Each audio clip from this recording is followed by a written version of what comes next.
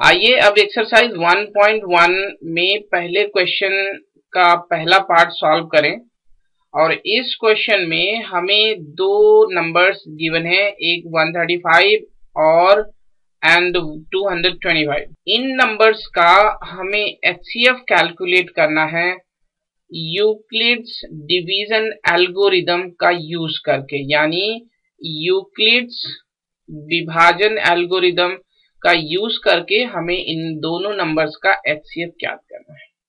तो आइए देखिए किस तरह से एचसीएफ कैलकुलेट करते हैं यूक्लिड्स डिवीजन एल्गोरिदम का इस्तेमाल करके।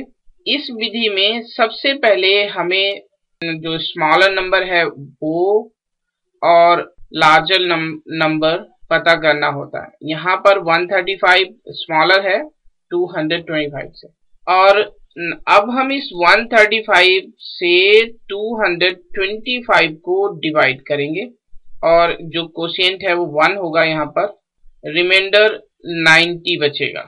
और इस डिवीजन प्रोसेस को हम यूक्लिड्स डिवीजन लेमा का यूज करके इस तरह से लिखेंगे कि 225 को हमने डिवाइड किया था 135 से और जो कोशिएंट था वो 1 था, रिमाइंडर 90 बचा। यूक्लिड्स डिवीजन एल्गोरिदम के मुताबिक जब तक रिमाइंडर 0 ना हो हम इसी प्रोसेस को दोहराते रहेंगे। तो अब हम यहाँ पर हमारा जो रिमाइंडर है यानी 90 वो 0 के बराबर नहीं है, तो इस प्रोसेस को अब हम दोबारा यूज करेंगे। अब हम इस 90 से इस 135 यानी डिवाइजर को डिवाइड करेंगे। 90 से 135 को डिवाइड करेंगे, एक बार गया, एंड जो रिमाइंडर है वो 45 बचा। इस प्रोसेस को भी हम Euclid division lemma Euclid theorem का यूज करके इस तरह से लिखेंगे कि हमने 135 को डिवाइड किया था 90 से, कोशिएंट 1 था, रिमाइंडर 45। एंड अब हम क्या ऑब्जर्व करते हैं कि 45 0 के बराबर नहीं है, यानी रिमाइंडर इज स्टिल नॉट 0।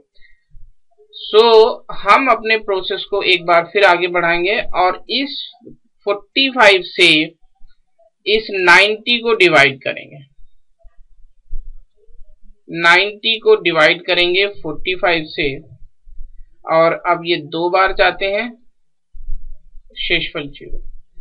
इस प्रोसेस को भी हम यूक्लिड डिवीजन लेमा का इस्तेमाल करके इस तरह से लिखेंगे कि 90 को हमने डिवाइड किया था 45 से, कोशिएंट 2 था और रिमाइंडर 0।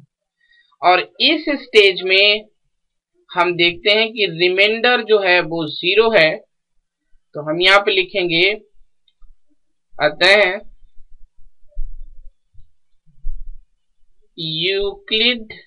यूक्लिड विभाजन एल्गोरिदम द्वारा जो एचसीएफ है 135 और 225 का वो 45 है, क्योंकि इस एल्गोरिदम के मुताबिक जिस स्टेज में भी रिमाइंडर 0 आता है उस स्टेज का जो डिवाइजर होता है, जैसे कि यहाँ पर 45 है, वो उन दोनों नंबर्स का एचसीएफ होता है। दोनों नंबर्स मींस 135 और 225।